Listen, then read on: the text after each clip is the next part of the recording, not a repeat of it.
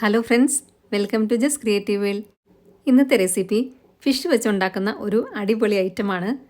നമ്മൾ സാധാരണ chicken കൊണ്ടാട്ടവും beef കൊണ്ടാട്ടവും ഒക്കെ ഉണ്ടാക്കാറുണ്ട്. എന്നാൽ ഇത് ഫിഷ് വെച്ചുണ്ടാക്കുന്ന ഒരു കൊണ്ടാട്ടം കൂടിയാണ്. ചോറിൻ്റെ കൂടെയും ചപ്പാത്തിയുടെ കൂടെയൊക്കെ നല്ല കോമ്പിനേഷനാണിത്. ഇത് കാണാൻ മാത്രമല്ല കഴിക്കാനും ഭയങ്കര ടേസ്റ്റാണ്.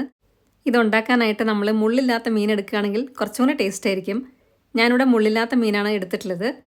അപ്പോൾ നമ്മൾക്ക് നോക്കാം ഇതെങ്ങനെയാണ് ഉണ്ടാക്കുന്നതെന്നുള്ളത്. അതിനായിട്ട് 1/2 കിലോ നെയ്മീനാണ് ഞാൻ എടുത്തിട്ടുള്ളത്. ഞാനിവിടെ മുള്ളില്ലാത്ത കഷ്ണങ്ങളാണ് എടുത്തിട്ടുള്ളത്. മുള്ളുള്ള കഷ്ണങ്ങളാണെങ്കിലും കുഴപ്പമൊന്നുമില്ല.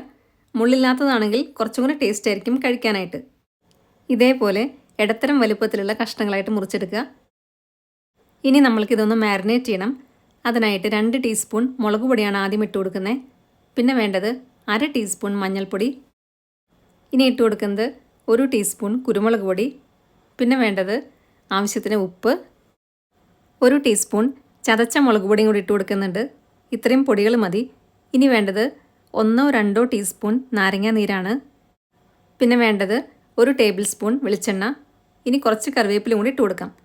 എന്നിട്ട് എല്ലാം കൂടെ നന്നായിട്ടൊന്ന് മിക്സാക്കി എടുക്കുക. ഇനി ഇത് മിക്സാക്കിയതിന് ശേഷം നമ്മൾക്ക് കുറച്ച് നേരം മാരിനേറ്റ് ചെയ്യാനായിട്ട് മാറ്റി വയ്ക്കണം. ഇപ്പം ഞാനിവിടെ എല്ലാം മിക്സാക്കി എടുത്തിട്ടുണ്ട്. ഇനി ഞാനിത് വേറൊരു പാത്രത്തിനകത്തോട്ട് മാരിനേറ്റ് ചെയ്യാനായിട്ട് മാറ്റി വയ്ക്കുന്നുണ്ട്.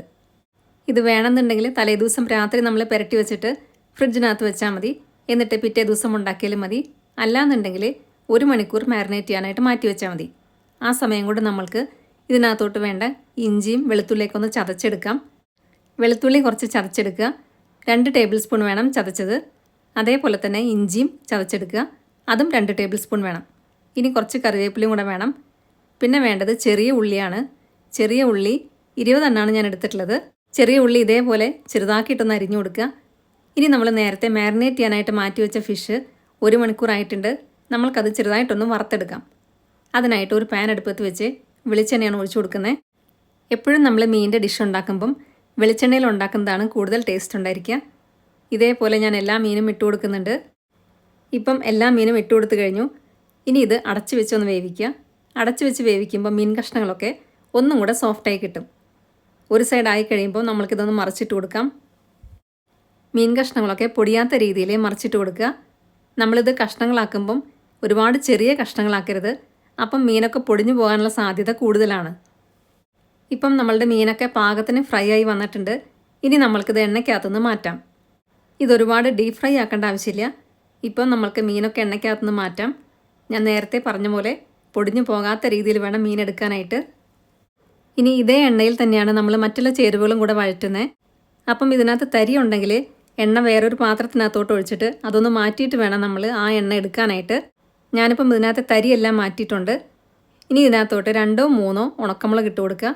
അത് ചെറുതായിട്ടൊന്ന് വഴന്നതിന് ശേഷം നമ്മൾ നേരത്തെ ചതച്ച് വെച്ച ഇഞ്ചിയും വെളുത്തുള്ളിയും കറിവേപ്പിലയും കൂടി ഇട്ട് കൊടുക്കാം.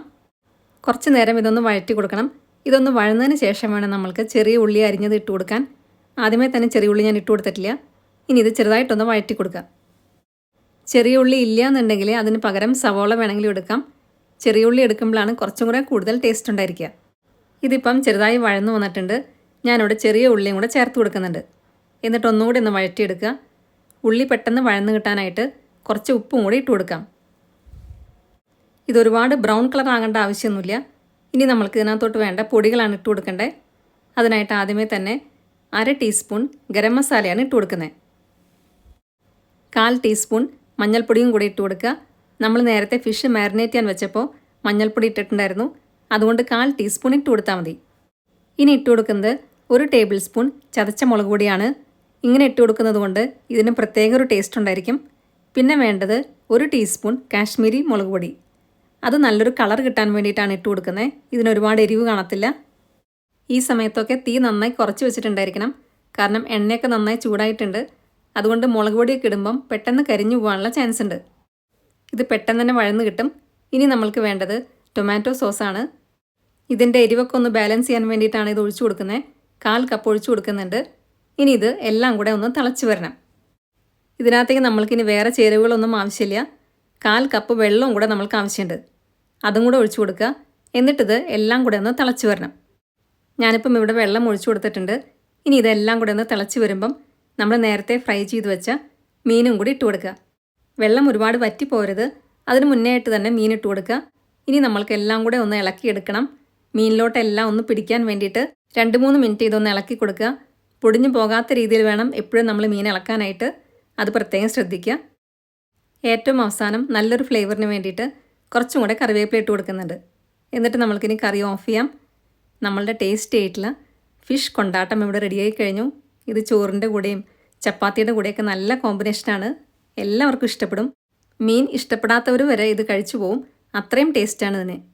അപ്പം എല്ലാവർക്കും ഇന്നത്തെ വീഡിയോ ഇഷ്ടമായി എന്ന് വിചാരിക്കുന്നു. വീഡിയോ ഇഷ്ടമായിട്ടുണ്ടെങ്കിൽ നിങ്ങളുടെ ഫ്രണ്ട്സിനും റിലേറ്റീവ്സിനൊക്കെ ഷെയർ ചെയ്യാൻ മറക്കരുത്. സബ്സ്ക്രൈബ് കൂടെ ചെയ്യുക. അതിൻ്റെ സൈഡിലുള്ള ബെല്ലൈക്കണിൽ ഓൾ എന്നുള്ള ഓപ്ഷൻ കൂടെ കൊടുക്കുക. അപ്പം നെക്സ്റ്റ് ടൈം ഞാൻ വീഡിയോ ഇടുമ്പോൾ പെട്ടെന്ന് തന്നെ നിങ്ങൾക്ക് നോട്ടിഫിക്കേഷൻ വരുന്നതായിരിക്കും. ഇതുണ്ടാക്കിയതിന് ശേഷം നിങ്ങളുടെ ഫീഡ്ബാക്സ് എല്ലാം കമൻസിലൂടെ അറിയിക്കാൻ മറക്കരുത്. നല്ലൊരു വീഡിയോ ആയിട്ട് വീണ്ടും കാണാം. താങ്ക്